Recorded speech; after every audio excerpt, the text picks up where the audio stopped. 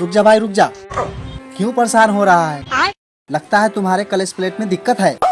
इधर आ, मैं ठीक करता हूँ। थोड़ी लंबी सांस ले। हाँ अब बिल्कुल ठीक है। जरा खांस के बता। हाँ तुम टाइम टाइम पे मोबिल और ग्रीस डालते रहना, ठीक रहेगा।